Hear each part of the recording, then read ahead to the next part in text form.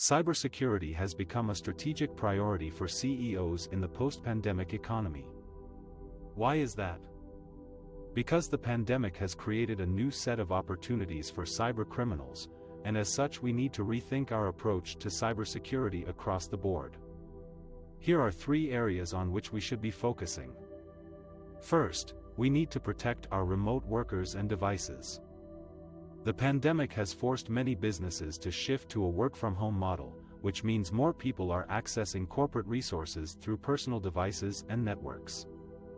This creates security risks that can compromise corporate data and systems.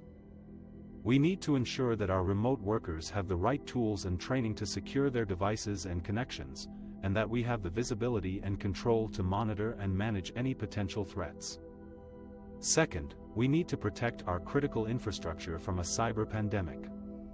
Cyber attacks on infrastructure services are on the rise, targeting power grids, water treatment facilities, transport and healthcare systems. These attacks can have huge implications not only on businesses but also on communities, cities, states, and entire countries. The consequences can be dire. We need to ensure that our operational technology networks are resilient and secure, and that we can detect and respond to any incidents quickly and effectively. Third, we need to increase our international cooperation and coordination on cybersecurity.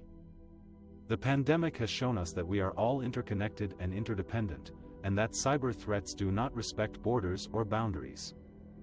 We need to work together with our allies and partners to share information, best practices, standards and resources on cybersecurity. We need to build trust and confidence among ourselves and with our customers and stakeholders on cybersecurity issues. We need to create a global culture of cybersecurity awareness and responsibility. Cybersecurity is no longer an optional or secondary concern for CEOs in the post-pandemic economy. It is a vital and strategic priority that affects every aspect of our business continuity, resilience, and trust. We need to act now to secure our digital future.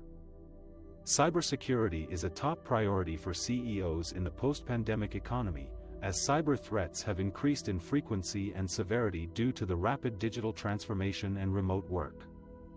How can businesses adopt best practices and standards for cybersecurity, such as risk assessment, threat intelligence, incident response, and collaboration? Here are some tips to help you protect your organization from cyber attacks.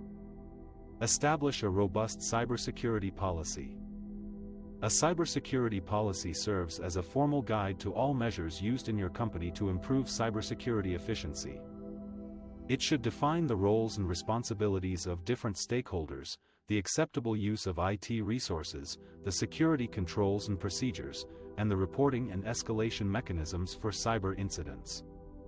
Secure your perimeter and IoT connections. Your network perimeter is the first line of defense against cyber attacks, so you need to ensure that it is properly configured and monitored. You should also secure your Internet of Things, IoT, devices, which are often vulnerable to hacking and can compromise your entire network. Use encryption, authentication, segmentation, and patching to protect your IoT connections. Employ a people-centric security approach. Your employees are your greatest asset, but also your weakest link in cybersecurity. You need to educate them on the common cyber threats and how to avoid them, such as phishing, ransomware, social engineering, and malware. You should also enforce a strong password policy, require multi-factor authentication, and limit access privileges based on the principle of least privilege. Control access to sensitive data.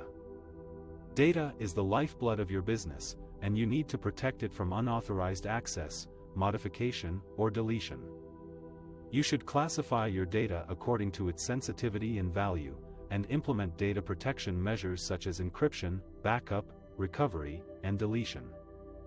You should also monitor data access and usage patterns to detect any anomalies or breaches.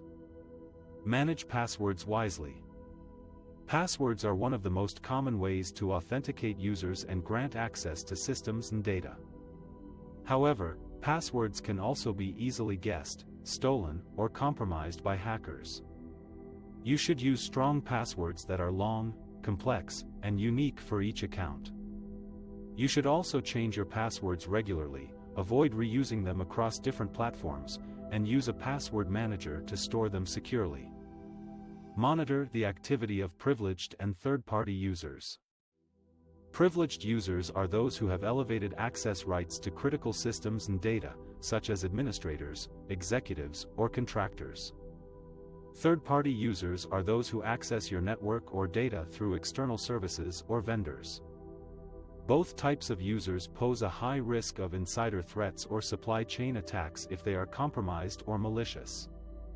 You should monitor their activity closely and audit their actions regularly to ensure compliance and accountability. Manage supply chain risks. Supply chain risks are the risks that arise from the interdependencies between your organization and its suppliers, partners, customers, or other entities that provide goods or services to you. Cyber attackers can exploit these interdependencies to infiltrate your network or data through compromised software, hardware, or services. You should assess the cybersecurity posture of your supply chain partners and establish clear expectations and requirements for them. You should also verify the integrity and authenticity of the products or services you receive from them. Enhance your data protection and management. Data protection and management are the processes of ensuring that your data is available, reliable, secure, and compliant with relevant laws and regulations. You should implement data protection measures such as encryption, backup, recovery, and deletion. You should also manage your data lifecycle by defining how long you retain your data, where you store it, who can access it, and how you dispose of it when it is no longer needed. Conduct regular risk assessments. Risk assessments are the processes of identifying, analyzing, evaluating, and prioritizing the cyber risks that your organization faces. You should conduct regular risk assessments to understand your current threat landscape, identify your vulnerabilities and gaps, measure your risk exposure and impact. You should also update your risk assessments whenever there are changes in your business environment or operations. Implement threat intelligence capabilities. Threat intelligence is the information that helps you understand the current and emerging cyber threats that target your organization or industry. It can help you anticipate potential attacks, prepare effective defenses. You should implement threat intelligence capabilities such as collecting, analyzing, sharing, and acting on threat information from various sources such as open source intelligence, OSINT, commercial intelligence providers, CIPs, industry peers, ISACs, or government agencies, CISA. Develop an incident response plan. An incident response plan is a document that outlines how your organization will respond to a cyber incident in a timely and effective manner. It should define the roles and responsibilities of different teams or individuals involved in the response process. It should also specify the procedures for detecting incidents, containing incidents, analyzing incidents, eradicating incidents, recovering from incidents, communicating with internal and external stakeholders, reporting incidents, learning from incidents, improving security posture. Foster a culture of collaboration. Cybersecurity is not a one-person or one-department job.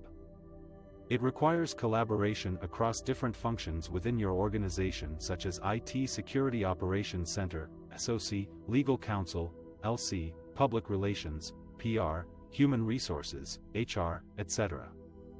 It also requires collaboration with external entities such as law enforcement agencies, LEAs, regulators, REGs, industry peers, ISACs, customers, CUSs, etc.